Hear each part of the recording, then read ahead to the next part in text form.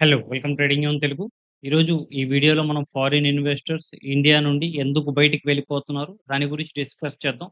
మనం ప్రీవియస్‌గా చూసుకుంటే మన జీడీపీ ర్యాంక్ ఫోర్త్‌లో ఉండింది. థర్డ్‌కి వెళ్తుంది అనుకున్న టైంలో సిక్స్త్‌కి పడిపోయింది. అండ్ మన స్టాక్ మార్కెట్ వాల్యుయేషన్ కూడా సెవెంత్‌కి పడిపోయింది. ఇదే కాదు ఇంకా చాలా మల్టిపుల్ రీజన్స్ ఉన్నాయి. ఒక ఈ గవర్నమెంట్ వల్లో, లేకపోతే ఈ క్లైమేట్ వల్లో, ఈ ఆయిల్ క్రైసిస్ వల్లో, లేకపోతే ఈ చైనా చేస్తున్న కుట్ర వల్లో, లేకపోతే ఈ పాకిస్తాన్ లాంటి దేశాల వల్లో అండ్ వాటి గురించి అన్నీ గూడా మనం వీడియోలో డిస్కస్ చేద్దాం. ఫస్ట్ టైమ్ ఎవరైనా ఛానెల్‌కొచ్చితే తప్పకుండా సబ్స్క్రైబ్ చేసుకోండి. వీడియో నచ్చితే లైక్ చేయండి. ఏమైనా డౌట్స్ ఉంటే కామెంట్ చేయండి. సో, ఫస్ట్ ఆఫ్ ఆల్ మనం చూసుకుంటే, మనకు జస్ట్ 4 ఇయర్స్ బ్యాక్ మనకు నిర్మలా సీతారామన్ గారు మన పార్లమెంట్‌లో కూర్చొని రీటైల్ ఇన్వెస్టర్స్‌కి అందరూ కూడా స్టాండింగ్ ఓవేషన్ ఇవ్వాలి. ఎందుకంటే షాక్ అబ్జార్బర్స్ లాగా పనిచేస్తున్నారు రీటైల్ ఇన్వెస్టర్స్ అనేవాళ్ళు. మనకి ఫారిన్ ఇన్వెస్టర్స్ కంటే కూడా రీటైల్ ఇన్వెస్టర్స్ ఉన్నారు మనకి అని చెప్పి రీటైల్ ఇన్వెస్టర్స్‌ని పొగుడుతూ ఒక 2 మినిట్స్, 5 మినిట్స్ స్పీచ్ ఇచ్చారన్నమాట. మీరది గూగుల్‌లోనో, యూట్యూబ్‌లోనో వెతికితే దొరికేస్తుంది. అండ్ దాని తర్వాత మనకి 2 ఇయర్స్ తర్వాత మనకి ఫారిన్ ఇన్వెస్టర్స్ పైన టాక్స్‌ని ఇంక్రీజ్ చేయడం స్టార్ట్ చేశారు. ఎవరైతే ఫారిన్ నుండి ఇక్కడికి ఇండియాకి వచ్చి ఇన్వెస్ట్ చేస్తూ ఉంటారు కదా! వాళ్ళ పైన టాక్స్ వేయడం స్టార్ట్ చేశారు. ఇంతకుముందు 10% ఉండేది. 12.5%కి దానికి పెంచారు. ఇప్పుడు ప్రెజెంట్ మనం చూసుకుంటే ఉండేది 20%కి పెంచారు. Okay. Short term capital gains అనేవి. అండ్ దాని తర్వాత డివిడెండ్ ఇంట్రెస్ట్ ఇన్‌కమ్ పైన కూడా 20% దానినైతే పెంచడం స్టార్ట్ చేశారు. అండ్ ఇప్పుడు మనకి ఈ బీజేపీ గవర్నమెంట్ అయితే మనకు ఆల్‌మోస్ట్ మొత్తం కూడా ఈ క్యాపిటల్ గెయిన్స్‌ని, ఈ షార్ట్ టర్మ్ గెయిన్స్‌ని మొత్తం కూడా రెడ్యూస్ చేయడానికి ప్లాన్ చేస్తున్నారు. అంటే ఇలా చేయడం వల్ల మొత్తం ఫారిన్ ఇన్వెస్టర్స్‌ని రిటాలియేట్ చేసుకోగలమా? మొత్తం ఫారిన్ ఇన్వెస్టర్స్ ఎలాగ వెళ్లారో అలాగే మళ్ళీ తిరిగి వచ్చేస్తారు అని చెప్పి నమ్మకం ఉందా? లేదు.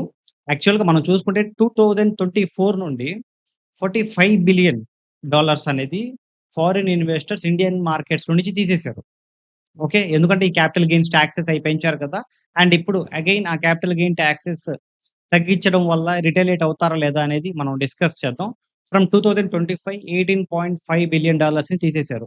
అండ్ రీసెంట్‌గా జనవరి 2026 నుండి $20 బిలియన్ పైగానే అమౌంట్‌ని మార్కెట్‌లో నుంచి తీసేస్తున్నారు.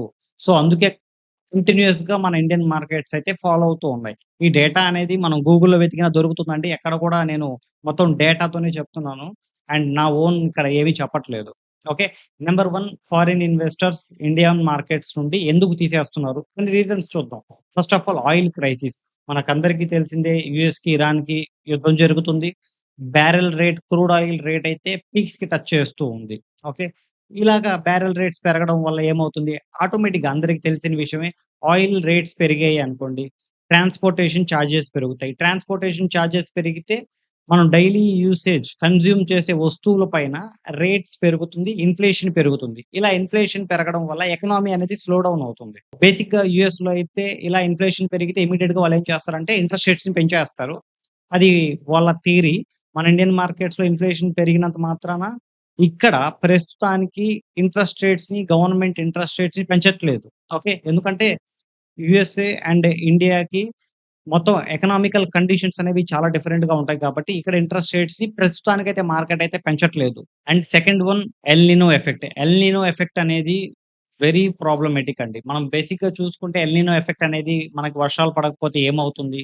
అనుకుని మనం అనుకోవచ్చు. కాదు ఎండలు ఎక్కువ అవ్వడం వల్ల, వర్షాలు పడకపోవడం వల్ల మనకి క్రాప్స్ అయితే సరిగ్గా పండవు. ఓకే. పండకపోతే ఏమవుతుంది? ఆటోమేటిక్‌గా డిమాండ్ పెరుగుతుంది.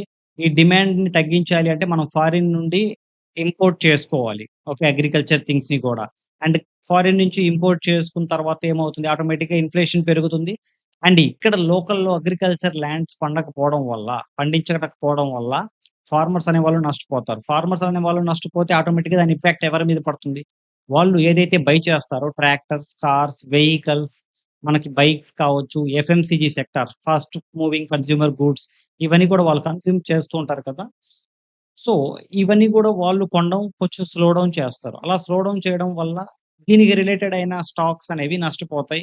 అండ్ దాంతో మార్కెట్ కూడా కొంచెం నష్టపోతుంది. అండ్ నంబర్ 3 హై వాల్యుయేషన్‌లో ఇండియన్ మార్కెట్ ఉంది అని చెప్పి ఫారిన్ ఎక్స్‌పెక్ట్ చేస్తున్నారా? అనేది కూడా చూసుకోవాలి. ఎందుకంటే హై వాల్యుయేషన్ అంటే ప్రెజెంట్ చూసుకుంటే మనకు కొన్ని ఇంటర్‌వ్యూస్‌లో ఫారిన్ ఇన్వెస్టర్స్ కావచ్చు వీళ్ళందరూ కూడా ఇండియన్ మార్కెట్స్ అనేవి హై వాల్యూగా ఉన్నాయి. జనరల్‌గా బేసిక్‌గా జరుగుతూ ఉంటాయి. ఓకే. ఒక కంట్రీ గ్రోత్ అనేది కొంచెం స్లో అయినప్పుడు లేకపోతే బాగా పెరుగుతున్నప్పుడు దానిపైన నెగెటివ్‌గా చెప్పడం. ఇంకొంచెం స్లోగా ఉన్నప్పుడు ఇంకొంచెం ఎక్కువగా నెగెటివ్‌గా చెప్పడం. ఇలా అనేవి జరుగుతూ ఉంటాయి. ఓకే. ఇండియన్ మార్కెట్స్ అనేవి హై వాల్యుయేషన్‌లో ఉన్నాయి.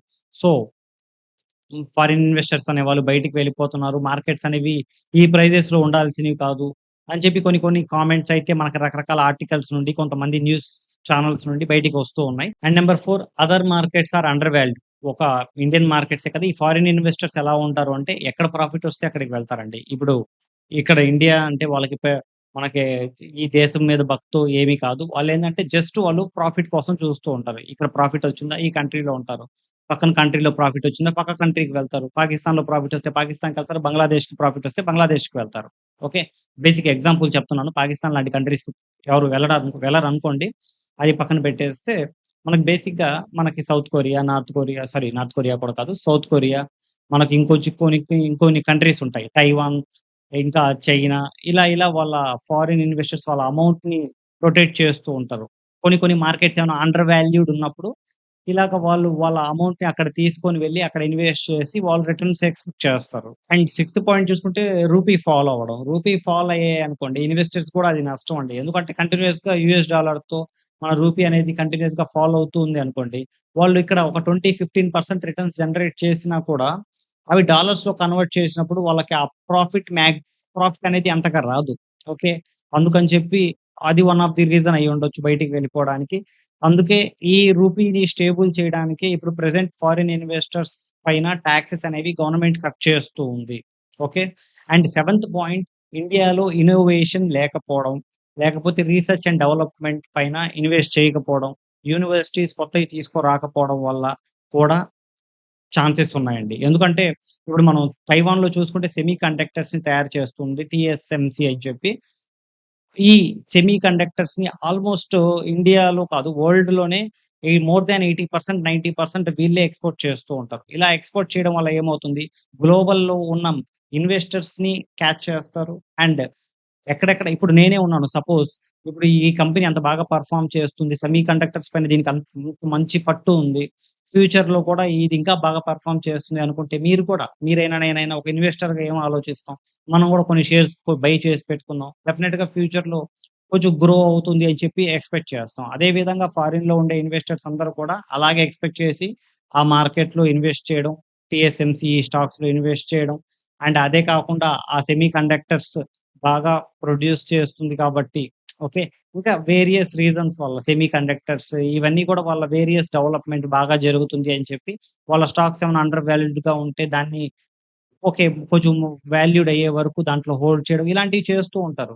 ఇప్పుడు ప్రెజెంట్ చూసుకుంటే సెవ ఈ స్టాక్ మార్కెట్ వాల్యుయేషన్ అనేది సౌత్ కొరియా, తైవాన్ అనేది క్రాస్ చేసేసింది ఇండియాని. ఓకే. సెవెంత్ ప్లేస్‌లో అయితే ప్రెజెంట్ ఇండియా ఉంది. అండ్ యుఎస్ ఎకానమీ అనేది స్టేబుల్ ఎకానమీ అని చెప్పి నమ్ముతూ ఉంటారు. ఇప్పుడు యుఎస్‌లో ఉన్న బాండ్స్ ఇవి కావచ్చు, ఇవన్నీ కూడా ఏంటంటే మనకి మాక్సిమం ఇక్కడ కొంచెం సేఫ్టీ ఉంటుంది. ఎందుకంటే ఈ డాలర్ అనేది ఎప్పుడూ కూడా స్ట్రాంగ్‌గా ఉంటుంది. దానికి మల్టిపుల్ రీజన్స్ ఉన్నాయి. ఇప్పుడు మనం దాని గురించి డిస్కస్ చేయలేం.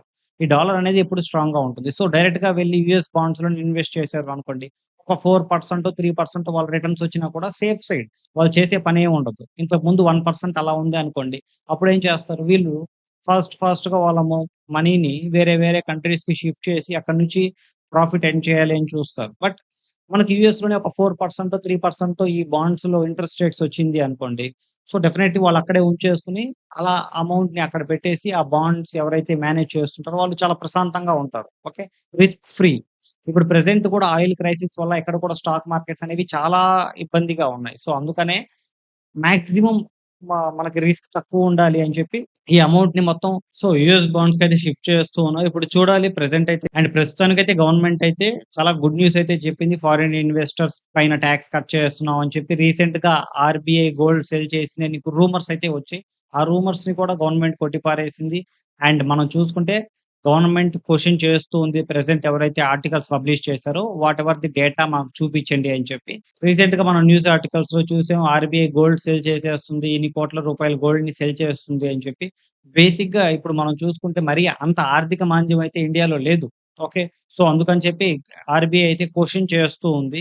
ఎవరైతే ఆర్టికల్స్ పబ్లిష్ చేశారో వీళ్ళందరితో కూడా కూర్చొని క్వెషన్ చేస్తుంది. మీకెక్కడి నుంచి ఈ సోర్స్ ఆఫ్ ఇన్ఫర్మేషన్ వచ్చింది అని చెప్పి. ఓకే.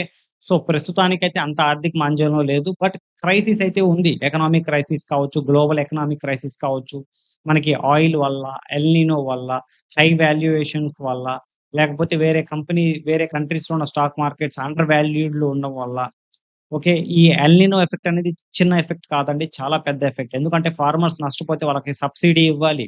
ఓకే. గుర్తుపెట్టుకోండి. ఫార్మర్స్ నష్టపోతే వాళ్ళకి సబ్సిడీ ఇవ్వాలి. అండ్ పైగా మనం బయట నుంచి ఇంపోర్ట్స్ తీసుకురావాలి. ఇవన్నీ కూడా మార్కెట్ పైన బాగా ఎఫెక్ట్ చూపిస్తుంది. ఓకే. సో, వన్స్ ఈ ఎల్‌నినో ఎఫెక్ట్ కొంచెం క్లియర్ అయ్యి global economic crisis, oil crisis clear అయితే మనకి ఆటోమేటిక్‌గా ఇప్పుడు ప్రెజెంట్ ఫారిన్ ఇన్వెస్టర్స్ పైన టాక్స్ కూడా కట్ చేశారు కాబట్టి మార్కెట్ అనేది రిటాలియేట్ అవ్వడానికి ఛాన్స్ ఉంది. మీకు ఇంకేమన్నా డౌట్స్ ఉన్నా కామెంట్ చేయండి. అండ్ గవర్నమెంట్ ఇంకెలాంటి నిర్ణయాలు తీసుకుంటే ఇంకా బాగుంటుంది అనేది కూడా కామెంట్ చేయండి. Thank you very much. You take care.